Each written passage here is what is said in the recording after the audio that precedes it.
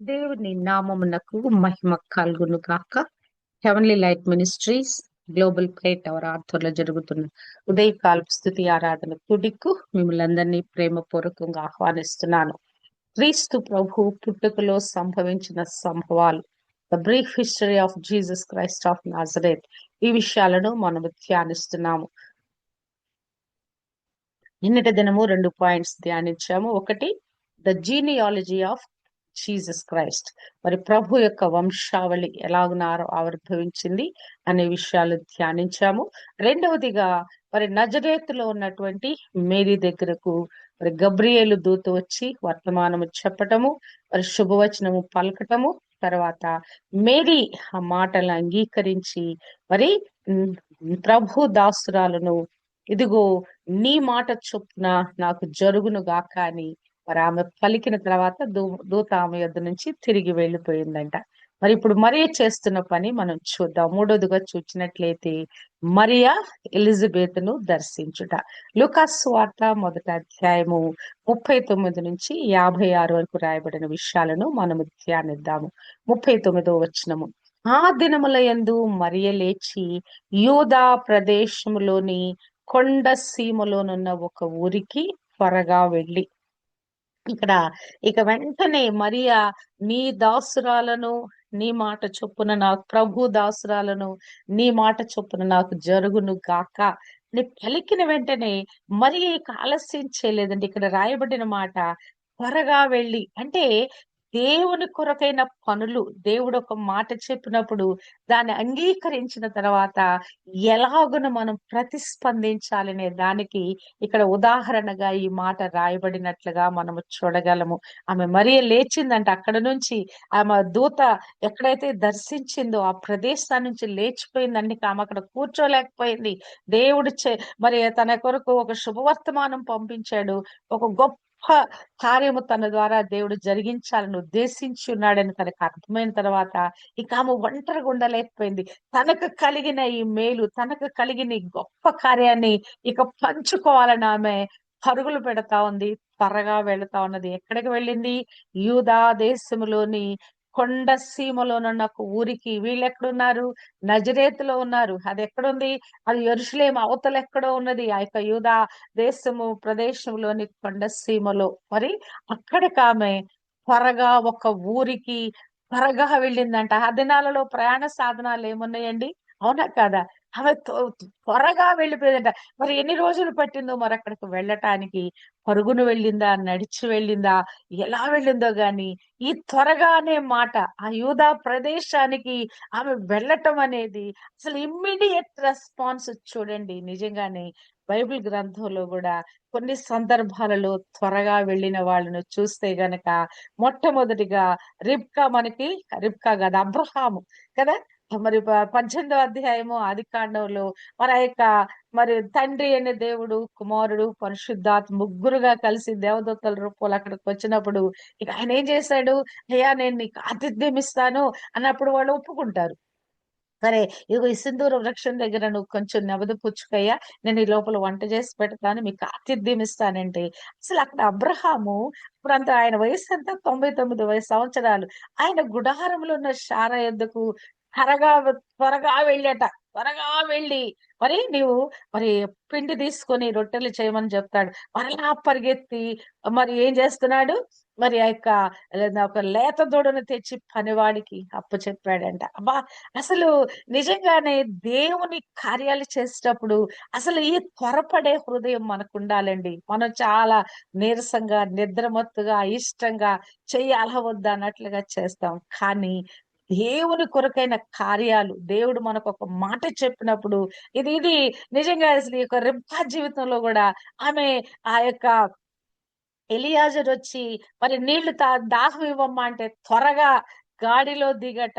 మరి అతనికి దాహం ఇచ్చిందంట. అయ్యా తాగుమని త్వరగా తన కడవను దించి అతనికి దాహం ఇచ్చిందంట. అబ్బా! నిజంగా దేవుని కొరకైన కార్యాలు చేసేవాళ్ళు ఇట్లా త్వరగా చేయాలనేది నిజంగా వాళ్ళలో అసలు అంత దేవుని ఆత్మ కార్యం వాళ్ళలో జరిగేటప్పుడు ఎలాగున వాళ్ళు త్వరపడుతున్నారనేది నిజంగా చాలా అద్భుతంగా అనిపిస్తా ఉన్నది. ఈ బైబిల్ గ్రంథంలో త్వరగా అనే మాట మనం చూచినట్లయితే వాళ్ళు త్వరగా అసలు ఆ కార్యాలు దేవుని కొరకు కార్యాలు చేయటానికి మరి శిష్యులు గాని మరి తర్వాత వచ్చేసి మరి అక్కడ ఆ తర్వాత మరి రాయబడిన అనేక విషయాలు మనం చూస్తే గనక త్వరగా అనే మాట మరి నిజంగా మరి త్వరపడాలని మనము అన్ని విషయాలలో దేవుని కొరకునే కార్యాలు చేయటంలో మనం త్వరపడాలని దేవుడు చెప్తా ఉన్నాడు. నిజంగానే మరి ఆ మనలో దేవుని ఆత్మ తాకిడి మనలో కలిగిందంటే ఇక మనం కూర్చోలేమండి. ఇక త్వరపడతాం. దేవుని కార్యాలు ఎలా చేయాలా, ఎక్కడికి వెళ్ళాలా, ఎలా వెళ్ళి మరి దేవుని యొక్క మరి పని చేయాలా, సువర్తమానం చెప్పాలా అని చెప్పేసి చాలా హృదయంలో ఆతృత కలుగుద్ది. మనకు కూర్చోలేము. లేచి వెళ్ళి దేవుని కొరకైన కార్యాలు మనము చేస్తాము. ఇక్కడ ఈమె మరి ఎలిజబెత్ దగ్గరికి పరిగెత్తిందంట. ఎక్కడికి వెళ్ళిందంట? త్వరగా వెళ్ళి జకరియా ఇంటిలో ప్రవేశించి ఎలిజబెతుకు వందనము చేసెను. హల్లెలూయా! ఎవరికి వందనం చేస్తుందండి? ఎలిజబెతుకు వందనము చేస్తుంది. ఎవరి ఇంటికెళ్ళింది? జకరియా ఇంటికి వెళ్ళింది. హల్లెలూయా! వాళ్ళకి బంధువులట వాళ్ళు. సమీప బంధువులట వాళ్ళిద్దరు కూడా. మరి సమీప బంధువులైతే అక్కడికి వెళ్ళి ఏం చేసి ఎలిజబెతుకు వందనము చేసెను. ఈ వందనము చేయుట అనేటువంటి ఈ ప్రాక్టీసు మరి పూర్వకాలం నుండి ఉందండి. ఒకరినొకరు గ్రీట్ చేసుకొనుట, పెద్దవాళ్ళని గ్రీట్ చేయట ప్రాముఖ్యంగా మనకంటే పెద్ద వయసులో ఉన్న వారిని గ్రీట్ చేయటం అనేది ఒక సాంప్రదాయంగా, ఒక పద్ధతిగా, ఒక కట్టడగా ఉన్నట్లుగా మనము చూడగలము. వందనము చేయుట. ఇక్కడ మనము చూసినట్లయితే మరి మోషే కూడా మరి వాళ్ళు అరణ్య యాత్రలో ఉన్నారు. అప్పుడు మామొస్తాడు. మామొచ్చినప్పుడు తన మామను ఎదుర్కొనుటకు పోయి వందనము చేసి అతను ముద్దు పెట్టుకొనెను. వందనం అనేది ఒట్టి మాటతో కాదండి. చాలా సార్లు మనము ప్రైజ్ లార్డ్ అని చెప్తాం. కొన్నిసార్లు మొఖం చిట్లించుకుంటా కూడా చెప్తారు ప్రైజ్ లార్డ్. అయిష్టంగా చెప్తారు. అబ్బా! వీళ్ళకి ప్రైజ్ లార్డ్ చెప్పాలా అన్నట్లుగా కూడా చెప్తారు. వాళ్ళ ముఖాలను చూస్తే అర్థమైపోద్ది. వాళ్ళు ఏ మనసుతో ఉండి ఆ యొక్క వందనం చేస్తున్నారు. మరి ఇక్కడ ఎలాగున ఈ వందనం చేయాలంటే ముద్దు పెట్టుకునేటట్లుగా మరి కొరింథీయులకు రాసిన పత్రిక, రెండవ పత్రిక 13:12లో చూస్తే పవిత్రమైన ముద్దు పెట్టుకొని ఒకరికి ఒకరు వందనములు చేసుకునుడి. ఈ గ్రీట్ చేయటం అనేది, ఈ ప్రైజ్ లార్డ్ చెప్పుట అనేది మరి పూర్వము నుండి ఉన్నటువంటి పద్ధతి అది. మరి మనము పితరులందరూ కూడా దాన్ని అనుసరించారు. మనము కూడా ఆ పని చేస్తున్నాము. కానీ ఎలా ఉండాలది? ఒక్కరికి ఒకరు వందనములు చేసుకుంటూ పవిత్రమైన ముద్దు పెట్టుకోవాలి. మరి ఆ చెలికాడ అని చెప్పి ఆ యొక్క యూదా పెట్టిన ముద్దు కాదు కానీ పవిత్రమైన ముద్దు పెట్టుకొని మరి 1 పేతురు 5:14లో మరి ఇక్కడ పేతురు కూడా ఇదే మాటలు రాస్తున్నాడు. పౌలు రాస్తున్న మాట మరి ఇక్కడ పేతురు కూడా రాస్తున్నాడు. ప్రేమ గల ముద్దుతో ఒకనికి ఒకడు వందనములు చేయడి. అంటే ఆ దినాలలో ఉన్న వారందరూ కూడా మరి అది పాటించారు. ఆ సంఘాలలో పాటించారు. వందనములు చేయుట, వందనములు ఒకరికొకరు వందనములు చెప్పుకొనుట, ఒకరినొకరు గ్రీట్ చేయుట. చాలా సార్లు అసలు వచ్చిన వాళ్ళని పలకరించరండి. ముభావంగా ఉంటారు, ముఖం తిప్పేసుకుంటారు, రకరకాలుగా వ్యవహరిస్తారు. అసలు ఒకరినొకరు గ్రీట్ చేసుకుంటే ఎంత ఆనందం కలుగుద్దో తెలుసా? ఆప్యాయంగా మరి ప్రైజ్ లార్డ్ చెప్పి ఇలా దగ్గర తీసుకొని మరి వారిని హత్తుకొని ముద్దు పెడితే అసలు ఎంత ఆనందంగా అనిపిస్తదో. నిజంగా దేవుని యొక్క ప్రేమ మనలో నుంచి పొంగి పొర్లుద్దండి. ఎవరినైనా మనం చూచి సంతోషభరితులమై ఆనందంతో వాళ్ళని హత్తుకుంటే నిజంగా మన హృదయాలలో ఎంతో నెమ్మది కలుగుద్ది, సంతోషము కలుగుద్ది. క్రీస్తు ప్రభు కూడా వందనాలు చేశారంట. ఎవరు? ఆ యొక్క రోమా సైనికులు. యూదుల రాజా నీకు శుభమని చెప్పి ఆయనకు వందనాలు చేశారంట. ఆయనకు ఆ రెడ్ డ్రెస్ అదంతా కూడా వేసినప్పుడు. అంటే మోకింగ్ చేస్తూ కూడా వందనాలు చెప్తారు మనుషులు కదా! మరి కానీ ఇక్కడ మనం నేర్చుకోవాల్సిందేంటంటే పవిత్రమైన హృదయముతో, ప్రేమ ఉప్పొంగే హృదయంతో మనము వందనాలు చేయాలి. మనకంటే పెద్దవారుగా, ఘనులుగా ఉన్న వారిని తప్పనిసరిగా మనం గ్రీట్ చేయాలి. కుటుంబాలలో, సంబంధ బాంధవ్యాలలో, మన కుటుంబంలో ఎవరు మనకంటే పెద్దవారున్నా గ్రీట్ చేసుకోవాలండి. Every day we greet one another. ఉదయం లేవగానే పిల్లలు నన్ను కనిపిస్తే చాలు గుడ్ మార్నింగ్ మమ్మీ అంటారు. తప్పనిసరిగా అంటారు. ఎవ్రీబడీ విషెస్ మీ. మరి మనవ సంతానం whenever they face one another వాళ్ళు తప్పనిసరిగా మేము గ్రీట్ చేసుకుంటాం. కోడళ్ళతో సహా ఉదయం లేవగానే తప్పనిసరిగా నన్ను గ్రీట్ చేస్తారు. ఒకరినొకరు గ్రీట్ చేసుకుంటాం. ఇది చాలా గొప్ప సాంప్రదాయం అండి. అసలు మన ఉదయం లేవగానే ఇట్టి విధంగా ఒకరినొకరు ముఖం ఒకరు చూచుకునేటప్పుడు వందనం చెప్పడం ద్వారా మనలో ఉన్న రాత్రి కాలపు ఆ యొక్క మరి వేదన, దుఃఖము, మరి నిద్రమత్తు ఇవన్నిటిలో కూడా ఒకరినొకరు గ్రీట్ చేసుకునేది కొంచెం సంతోషాన్నిస్తాది. ఆ సంతోషం ఇస్తుంది. అంతేకాదు తెప్పరిల్లినట్లుగా అవుద్ది. మరి నా జీవిత ప్రాక్టీస్ లోంచి నేను మాట్లాడుతున్నాను. నిజంగా ఒకరినొకరు గ్రీట్ చేసుకునుట, ఎదుటి వారిని పెద్దవారిని ఘనపరచుట, ఈ వందనములు చెప్పుట అనే ప్రాక్టీసు మనము బద్దులమై ఉన్నాం. హల్లెలూయా!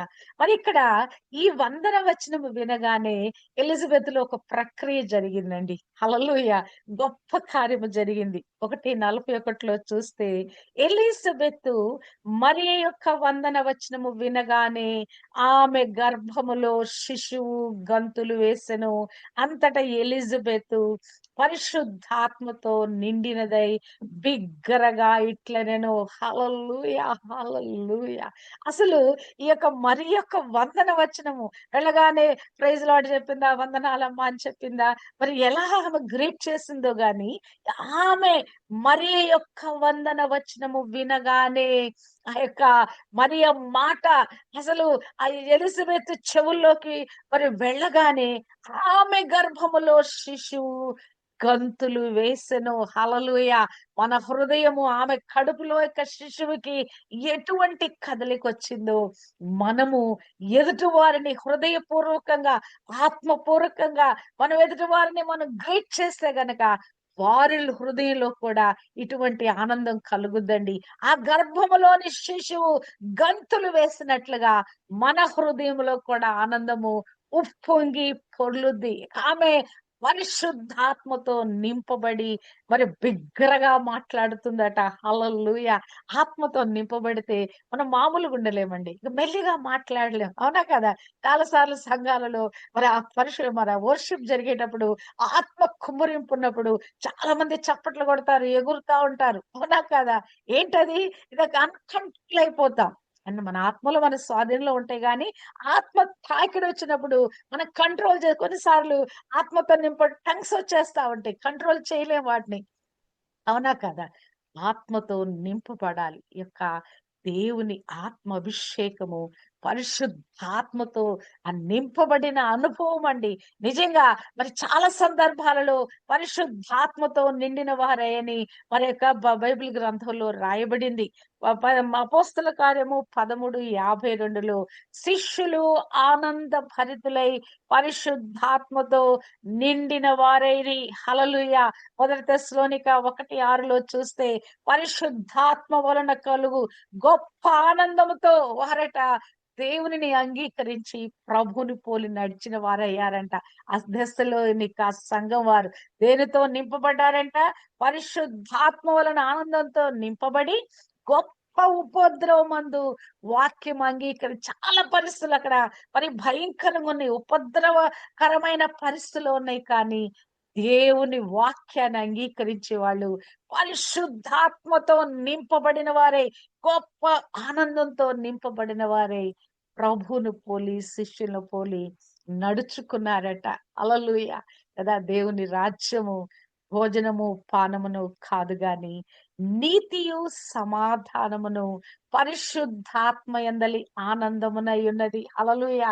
నిజంగా అండి పరిశుద్ధాత్మలో మనం కనుక ఒకసారి ఆ తాకిడి ఎరిగితే అయ్యా మనసులో ఎంత ఆనందం కలుగుద్దో లోపల నుంచి ఆ కడుపులో నుంచి జీవజల నదులు ఉబికి ప్రవహిస్తాయని అనుభవం మనకి నిజంగా అనుభవం వద్దండి. ఆ లోపల నుంచి అసలు ఆ బబ్లింగ్ జాయ్ ఒక ఆనందంతో కూడిన ఒక సంతోషంతో కూడిన ఒక మహిమాయుక్తమైన ఆనందం అని పేతురు భక్తుడు రాస్తాడు. మరి మొదటి పేతురు 1:9లో చూస్తే అనగా ఆత్మరక్షణ పొందుచు సంపన్న సఖ్యమును మహిమాయుక్తమునైన సంతోషము గలవారై ఆనందించుచున్నారు. హల్లెలూయా! హల్లెలూయా! కదా! ఈ ఆనందము చెప్పేది కాదండి. ఈ ఆనందాన్ని బట్టి మరి శిష్యులు వారిని కొట్టినా కూడా, వారిని ఈడ్చినా కూడా, చెరసాలలో పెట్టినా కూడా, ఈ ఆనందం ముందు, ప్రభువులో కలిగే ఈ యొక్క పరిశుద్ధాత్మ ఆనందం ముందు, ఈ బాధలన్నీ, బయటనున్న ఈతి బాధలన్నీ కూడా వాళ్ళకి చాలా లీస్ట్‌గా అయిపోయినాయి. హల్లెలూయా! అవునా కాదా? ఆత్మతో నింపబడినప్పుడు మరి యొక్క శ్రమలను అధిగమించే కృప కూడా దేవుడు మనకిస్తాడు. లోపల ఆనందం ముందు ఇక బయటనున్న శ్రమలు ఎనదగినవిగా అబ్బా! పోనీలే ఉంటే ఉంటాయి, అవన్నీ ఉంటే ఉంటాయి అన్నట్లుగా ఒక ఈజీ ఫీలింగ్ మనలో కలుగుద్ది. హల్లెలూయా! క్రీస్తు ప్రభువు కూడా బహుగా ఆనందించాడంట ఒక సందర్భంలో చూస్తే. లూకాసు సువార్త 10వ అధ్యాయము 21వ వచనములో ఆ గడియలోనే యేసు పరిశుద్ధాత్మయందు బహుగా ఆనందించి హల్లెలూయా! హల్లెలూయా! ఆనందము మనందరి మీద కుమ్మరింపబడును గాక.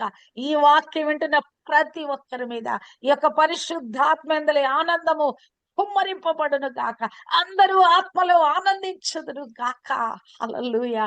ఎలిజబెత్‌లో జరిగిన కార్యము కదా!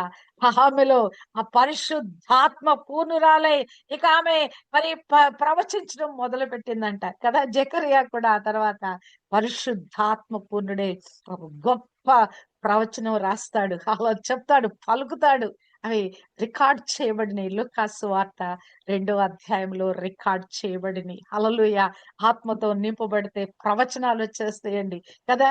ఆనందమే కాదు, ఆత్మతో నింపబడినప్పుడు పరిశుద్ధాత్మ అభిషేకపు తాకిడి మనలో కలిగినప్పుడు కృపావరాలన్నీ మనలో ఆపరేట్ అయిపోతాయి. హల్లెలూయా! హల్లెలూయా! ఇక్కడ ఈమె అంతటి ఎలిజబెతు పరిశుద్ధాత్మతో నిండుకొనినదై బిగ్గరగా ఇట్లనెను. ఆమె తన ఒంటిలో ఉన్న బలమంతటిని, శక్తి అంతటితో మాట్లాడుతా ఉంది. బిగ్గరగా మాట్లాడుతా ఉంది. మనం కూడా దేవుని గురించి మరి చేసే కార్యాలలో మనము మరి నెమ్మది అంటే ఒక అంటే మనలో ఉన్న శక్తిని పక్కన పెట్టేయకూడదు. అందుకే దేవుడు ఏం కోరుకుంటున్నాడు? నన్ను ఆరాధించేవారు పూర్ణ మనస్సు, పూర్ణ హృదయమే కాకుండా పూర్ణ శక్తి, పూర్ణమైన బలముతో కూడా నన్ను ఆరాధించాలని ప్రభు చెప్తాడు కదా! నన్ను దేవుని ఆరాధించేవారు ఎలా ఆరాధించాలంటే పూర్ణమైన బలము, పూర్ణమైన శక్తితో మనము దేవుని ఆరాధించాలి. అబ్బా! కదా! అంటే మనలో ఉన్న బలము, శక్తిని కూడా పెట్టాలి. ఆరాధన చేస్తున్నామంటే ఆరాధనలో మనము లీనమైనప్పుడు ఆత్మతో మరి సత్యముతో ఆ యథార్థతతో ఆరాధిస్తున్నప్పుడు మన బలమంతని ఉపయోగించాలి. మన శక్తి అంతటిని ఉపయోగించాలండి. ఏదో పైపైన పాటలు పాడాము, పైపైన స్తుతి చేసామంటే కుదరదు. లోపలనోళ్ళుంచి మనము స్తుతి చెల్లించాలి. పరిశుద్ధుడు, పరిశుద్ధుడు, పరిశుద్ధుడని మరి స్తుతి ఆరాధన చేసేటప్పుడు గూడా మన లోపల నుంచి మన శక్తి బయటికి రావాలండి. హల్లెలూయా! హల్లెలూయా! ఈమె బిగ్గరగా మరి ఆమె గట్టిగా మరి మరి ఆ యొక్క ఒక ప్రవచనం ఆమె నోట్లోంచి వచ్చేటట్లుగా ఆమె స్వరము గంభీరంగా మారిపోయింది. ఆమె ప్రవచనం ఎత్తి చెప్తా ఉన్నది. 1వ అధ్యాయము 42వ వచనము. స్త్రీలలో నీవు ఆశీర్వదింపబడిన దానవు, నీ గర్భఫలమును ఆశీర్వదింపబడును. అబ్బా! ద గ్రేటెస్ట్ ప్రాఫెసీ అండి. స్త్రీలలో ఈ యొక్క ప్రపంచంలో ఈ భూమి మీద ఎంతమంది స్త్రీలు మరి ఉన్నారో వారందరిలో కూడా నీవు ఆశీర్వదింపబడిన దానవు. అంతేకాదు నీ గర్భఫలము కూడా ఆశీర్వదింపబడిన గర్భఫలము. అవునా కదా! ప్రపంచ యావత్తుకి గూడా వారు మరి ఆశీర్వాదకరమైన కారణంగా ఉన్నారు. హల్లెలూయా! మరియా ఆశీర్వాదకరమైన పాత్రగా ఉన్నది. మరి ఆమెకు పుట్టిన కుమారుడైన క్రీస్తు ప్రభు ఆ గర్భఫలము ఆశీర్వాదాలు తీసుకొచ్చేటువంటి ఒక మరి ఒక గొప్ప బహుమానంగా ఒక గొప్ప సాధనంగా ఈ లోకంలోకి మరి రక్షకుడిగా క్రీస్తు ప్రభు ఉదయించాడు. నీ గర్భఫలమును ఆశీర్వదింపబడును. హల్లెలూయా. నిజంగానే ఈ గర్భఫలాన్ని దేవుడు మన గర్భఫలాలను కూడా దేవుడు ఆశీర్వదిస్తాడండి. నిజంగా మరి దేవుడు కలిగి ఉన్న ప్రణాళిక, దేవుడు మన జీవితంలో చేసే కార్యాలు తప్పనిసరిగా మన గర్భఫలాన్ని కూడా ఆశీర్వదించేదానిగా చేస్తాడండి. దేవాది దేవుడు క్రీస్తు ప్రభు రూపంలో ఈ భూమి మీదకి దిగి వచ్చినప్పుడు ఈ గర్భఫలాన్ని కూడా దేవుడు ఆశీర్వదిస్తాడు. మనకి ఇవ్వబడిన గర్భఫలాలను కూడా దేవుడు ఆశీర్వదిస్తాడండి. నిజంగానే మరి అది బైబిల్ గ్రంథంలో రాయబడిన ఆశీర్వాద పలుకులు చూచినట్లయితే, నీ పిల్లలు నీ భోజనపు బల్ల చుట్టూ ఒలీవ మరి మొక్కల వలె ఉందురు. నిజంగానే పిల్లల విషయంలో నీ పిల్లలు నేను ఆశీర్వదిస్తాను కదా. మరి దేవుడు ఎన్నో సార్లు మరి గర్భఫలం గురించి, పిల్లల గురించి మరి మరి ఎన్నో విధాలుగా మరి బైబిల్ గ్రంథంలో ఆశీర్వాదాలు ఉన్నాయండి. అంటే ప్రభు యొక్క ఆశీర్వదింపబడటానికి ఆశీర్వాదము నొందువారుగా మన చేసి ఉన్నారు. ఎవరైతే దేవునిందల భయభక్తులు కలిగిన తల్లిదండ్రులు ఉన్నారో వారికి పుట్టే పిల్లలు ఆ గర్భఫలము నిశ్చయముగా ఆశీర్వదింపబడిన సంతానంగా ఉంటారండి. మరి నిజంగా చాలా మంది మరి పాత కాలంలో ఎంతో భయభక్తులు కలిగిన తల్లిదండ్రులు చూచాం. పాస్టర్స్ గాని మరి వారు ఎంత క్రమశిక్షణలో వాళ్ళ బిడ్డలను పెంచారు.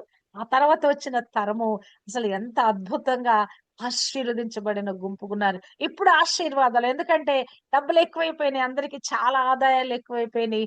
కార్లు, బంగ్లాలు మరి అన్ని పొజిషన్స్ అన్ని వచ్చేసినాయి. అది చాలా గొప్ప ఆశీర్వాదంగా ఫీల్ అవుతున్నారు గాని ఆత్మలో ఆశ్రయించబడిన పరిస్థితులు చాలా మంది క్రైస్తవులు లేవు. ఆర్థికంగా ఆశ్రయించబడ్డారు. మరి చాలా విధాలుగా విస్తరించారు గాని ఆత్మలో ఆశీర్వదించబడిన ఆ కృపను వారు పోగొట్టుకున్నారు. మరి మన పిల్లలనైతే మన గర్భఫలంనైతే దేవుడు ఆశీర్వదిస్తున్నాడండి. ఎవరైతే ప్రార్థించే తల్లులున్నారో వారి బిడ్డలు నిశ్చయముగా ఆశీర్వదించబడిన బిడ్డలుగా ఉంటారు. హల్లెలూయా. దేవుడిచ్చిన కృప అదే. నా ప్రార్థన అదే. ప్రార్థించే తల్లులు మరి ఎక్కువ కాలం దీర్ఘకాలము జీవించాలి. ఆమె తన కుటుంబం గురించి ప్రార్థిస్తది. మరి తన బిడ్డల గురించి కన్నీరు గారుస్తది. అలానే అనేక మంది ఆత్మీయ బిడ్డల గురించి కూడా కన్నీరు కారుస్తది ఆవిడ. అంతేకాదు మరి అనేక మంది సమస్యల నిమిత్తంగా మొరపెట్టుద్ది, విజ్ఞాపన చేస్తది. కనుక మరి ప్రార్థించేవారు వారి తల్లులు గాని, తండ్రులు గాని వారు దీర్ఘాయువు కలిగి ఉందురు కాక. మన గర్భఫలాలు మన ప్రార్థనల ద్వారా ఆశ్రయించబడే స్థితికి మనము అట్టి విధంగా దేవుని సన్నిధిలో మనం ప్రార్థించుదుము గాక. ఇక్కడేమో నీ గర్భఫలము ఆశీర్వదించబడును.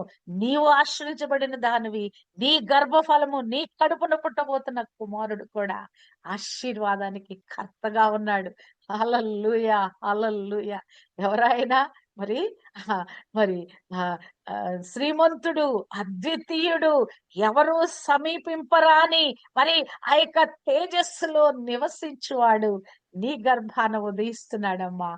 ఆయన అనేక మందికి ప్రపంచ యావత్తుకి కూడా ఆశీర్వాద కారణము అని చెప్పి ఇక్కడ ఈమె చెప్తా ఉంది. 43 నా ప్రభు తల్లి నా యొద్దకు వచ్చుట నాకు ఎలాగూ ప్రార్థించెను. హల్లెలూయా. ఎవరటండి? నా ప్రభు తల్లి. అబ్బా! అసలు ఈ గొప్ప రివలేషన్ చూడండి. అసలు మరియకు ఎలిజబెత్‌కి అసలు ఏ మాత్రం కూడా కనెక్షన్ లేదు. ఈ సందర్భంలో చూస్తే మరి ఎక్కడ ఉంది? నజరేతులో ఉంది. మరి ఎలిజబెత్ ఎక్కడ ఉంది? ఎలిజబెత్‌కు జరిగిన సంభవాలు మరియకి తెలియవు. మరియకి జరిగిన సంభవం ఎలిజబెత్‌కి తెలీదు. కాకపోతే దూత చెప్పింది. మరియకు ఎలిజబెత్‌కి 6వ మాసము ఇటు విధంగా ఆమెను దేవుడు దర్శించాడు. ఆమెకు గర్భఫలం ఇచ్చాడని చెప్పాడు. మరియకి తెలుసు. కానీ ఎలిజబెత్‌కు తెలీదు. కానీ ఎలిజబెత్ ఇక్కడ ఏం మాట్లాడుతుంది? నా ప్రభు తల్లి నా యొద్దకు వచ్చుట నాకు ఎలాగు ప్రాప్తించెను. హల్లెలూయా. ఎంత గొప్ప రివలేషనో చూడండి. ఆత్మ నింపుదలతో మనము గనక అది ఎప్పుడైతే అభిషేకాత్మతో ఆత్మ నింపుదలతో నింపబడతామో మర్మాలు మనకు బయలుపరచబడతాయండి. దేవుని యొక్క విషయాలు మనకు బయలుపరచబడతాయి. మరుగైన విషయాలు ఈ వాక్యం కూడా మనం ధ్యానించే కొలది, ఆత్మపూర్ణులమై ధ్యానించే కొలది, ఇందులో ఉన్న సత్యము, అగోచరంగా ఉన్న విషయాలు, మర్మరూపంగా ఉన్న విషయాలు మనకు అర్థమవుతాయండి. ఒక మామూలుగా చదువుకుంటా పోతే కదా కొన్నిసార్లు అర్థం కాదు. మనస్సు పెట్టి ధ్యానపూర్వకంగా మనం చదివినప్పుడు ఈ విషయాలు మనకి అర్థమవుతాయి. ఇక్కడ ఈమెకి ఏం అర్థమైంది? పరిశుద్ధాత్మ తాకిడి, ఆమె కడుపులో ఉన్నటువంటి ఆ యొక్క గర్భంలో ఉన్న శిశువు ఆత్మ తాకిడి పొందుకున్నప్పుడు ఆమెలోంచి ప్రవచనం వస్తా ఉంది. ఆమెలో ఆత్మీయ జ్ఞానము కలుగుతా ఉంది. ఒక దర్శనము, ఒక విజన్ ఆమె ఎదుట కనపడతా ఉంది. నా ప్రభు తల్లి నా యొద్దకు వచ్చుట నాకు ఎలాగున ప్రాప్తించెను. హల్లెలూయా, హల్లెలూయా. నా ప్రభు తల్లి ఎవరైపోయారు? ఆ గర్భంలో మరి అప్పుడే కన్సీవ్ అయింది మరియా. ఆమె గర్భంలో ఉన్న శిశువు గురించి నీ గర్భఫలము ఆశీర్వదించబడును. నా ప్రభు తల్లి. ఇప్పుడు ప్రభు ఏమైపోయాడండి? క్రీస్తు ప్రభు. మరి ఎలిజబెత్ కూడా ప్రభు అయిపోయాడండి. మరి కూడా ప్రభు అయిపోయాడు. కుమారుడే, తన కడుపున పుట్టిన కుమారుడే.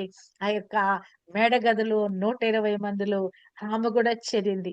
ప్రభు, క్రీస్తు ప్రభు తల్లి అయిన మరియయు, యేసు తల్లి అయిన మరియయు కొద్ది మంది స్త్రీలను ఆ 120 మందిలో ఉన్నారని మరి అపోస్తుల కార్యము 1వ అధ్యాయంలో రాయబడినది. అంటే ప్రభు అంటే కన్న తల్లితో సహా ఎలిజబెత్ తో సహా అందరికి కూడా ప్రభు అయి ఉన్నాడు. ప్రతిదినం మనం చెప్తాం కదా, ఆయన ప్రభువు, సార్వభౌముడైన దేవుడు ఆయన. ఆయన మరి ప్రభువుగా ఇక్కడ ఆమె అంగీకరిస్తా ఉన్నదండి. ఈ భూమి మీద పుట్టిన ప్రతి ఒక్కరికి కూడా ఆయన ప్రభు అయినాడు. క్రీస్తు నామములో ప్రతి ఒక్కరూ మోకాలునాల్సిందే. ఆయన నామాన్ని ఒప్పుకొని తీరాల్సిందే. ఆయన ప్రభు అయినాడు. ఆయన రక్షకుడైనాడు కదా. ఆయన దేవాది దేవుడై ఉన్నాడు. కానీ నరావతారిగా ఈ భూమి మీదకి మానవుడిగా దిగి వచ్చాడు. ఈ యొక్క భూమి మీద ఉన్న ప్రజలు నరకానికి, అగ్నికి వెళుతున్న వారిని రక్షించటానికి, విమోచించటానికి, సాతాను చేత మరి బంధింపబడిన వారికి విడుదలను, విమోచన ఇవ్వటానికి వచ్చినాడు. నరకాగ్నిలో, నిత్య నరకాగ్నిలో మరి ఆ కాలిపోయే వారిని మరి నిత్య జీవాన్ని తీసుకుని వెళ్ళటానికి వచ్చాడు. ఆయన ప్రభు అయినాడు, సార్వభౌముడైనాడు. హల్లెలూయా, హల్లెలూయా. ఇక్కడ ఆమె ఒప్పుకుంటుంది, నా ప్రభు తల్లి నా యొద్దకు వచ్చుట నాకు ఎలాగూ ప్రాప్తించును. అబ్బా, ఎంత గొప్ప భాగ్యం కలిగింది నాకు. నా ప్రభు తల్లి నా గృహానికి వచ్చుట, నా గృహంలో అడుగు పెట్టుట, నా యొద్దకు వచ్చుట, అది ఎంత అద్భుత కార్యము, ఎంత సంతోషించే కార్యము, అసలు ఎటువంటి కార్యము దేవుడు చేశాడని ఆమె సంతోషిస్తా ఉన్నది. మన ఇంటికి దైవజనులు వస్తే కూడా ఇలాగున మనం ఆనందించాలండి. వారు ప్రభుని మోసుకొని వస్తున్నారు, ప్రభు ఆత్మతో నింపబడి వస్తున్నారు. అవును కదా. వారు మన గృహంలో అడుగు పెడితే మనకెంతో ఆశీర్వాదం. ఎవరైనా దైవజనులు మన గృహానికి వస్తున్నారంటే ఎవరు కూడా తృణీకరించొద్దు. మాకు వీలు కాదని చెప్పకూడదు, సాకులు చెప్పకూడదు. వారు మన గృహంలో అడుగు పెడితే అబ్బా ఎంత ఆశీర్వాదము. నా మట్టుకు నేనైతే ఎవరు వారి చిన్నవారు కానీ పెద్దవారు కానీ వారి ఏసునామలో గృహానికి వస్తున్నారంటే వారి ఆత్మలో ఈ క్రీస్తు ఆత్మ కలిగి ఉన్నారా లేదా అని మనం వివేచించినప్పుడు వారిని మన గృహానికి మనము మరి వారిని ఆ వారికి అనుమతి ఇవ్వాలి. మన గృహంలో అడుగు పెట్టడానికి వారిని మనం ఆహ్వానించాలి, వారిని ఘనపరచాలి, ఆతిథ్యం ఇచ్చి పంపించాలి కదా. ఇట్టి విధంగా ప్రభు తల్లి నా దగ్గరకు వచ్చుట అసలు నాకు ఎలాగో ఎంత గొప్ప భాగ్యము నాకు ఇచ్చాడా దేవుడు. నా గృహానికి ప్రభు వచ్చాడా, ప్రభు తల్లి వచ్చిందా, ప్రభును మోసిన ఆ తల్లి నా గృహంలో అడుగు పెట్టిందా అని ఇక్కడ ఆనందంతో ఎలిజబెత్ తబ్బిబ్బులైపోతా ఉందండి. హల్లెలూయా, హల్లెలూయా. మనము కూడా దేవుని పొందుకున్న వారిని మన గృహంలో అనుమతించి ఇట్టి విధమైన ఆనందము, ఆశీర్వాదముతో మనము నింపబడుదుము గాక. పరిశుద్ధాత్మ యందలి ఆనందాన్ని మనము అనుభవించుదుము గాక. దేవుని కొరకైన కార్యాలు త్వరగా చేయుదుము గాక. హల్లెలూయా. మన ఆత్మ మరి అట్టి విధంగా గర్భములోని శిశువు గంతులు వేసేటట్టుగా ఆ పరిశుద్ధాత్మపు ఆనందపు అనుభవంలోకి మనం వెళ్ళుదుము గాక. హల్లెలూయా. హల్లెలూయా. ఈ మరియా ఎలిజబెత్లు మన మన ఎదుట మరి గొప్ప సాక్షులుగా దేవుని కొరకైన కార్యాల కొరకు పాత్రలుగా దేవుడు వారిని ఎంచుకున్నాడు. వారు నిజమైన పరిశుద్ధాత్మ ఆనందంలో ఉన్నారు. ఒకరినొకరు గ్రీట్ చేసుకున్నప్పుడు వారిలో నుంచి ఆనందము, సంతోషము మరి పెలుబుకుతా ఉంది. అంతేకాదు, పరిశుద్ధాత్మ అభిషేకపు తాకిడి వారు పొందుకున్న వారిగా ఉన్నారు. మనము కూడా ఈ ఆత్మయందు ఆనందించే స్థితి, ఒకరినొకరు హృదయపూర్వకంగా గ్రీట్ చేసే స్థితి మనము కలిగి ఉందుము గాక. అందును బట్టి మన హృదయంలో గొప్ప నెమ్మది, గొప్ప ఆనందము కదా! ఒకరినొకరు కలుసుకున్నప్పుడు మన ముఖాలు వెలిగిపోయేటువంటి ఆనంద సంతోషాలతో నింపబడుదుము గాక. పరిశుద్ధాత్మ తాకిడిని కూడా మనం పొందుకుందుము గాక. అనేక మంది దైవజనులకు మన గృహంలో మరి అనుమతించి వారి ద్వారా ఆశీర్వాదాలు పొందుకుందుము గాక. అట్టి కృప దేవుడు మనకు అనుగ్రహింప చేయను గాక. ఆమేన్.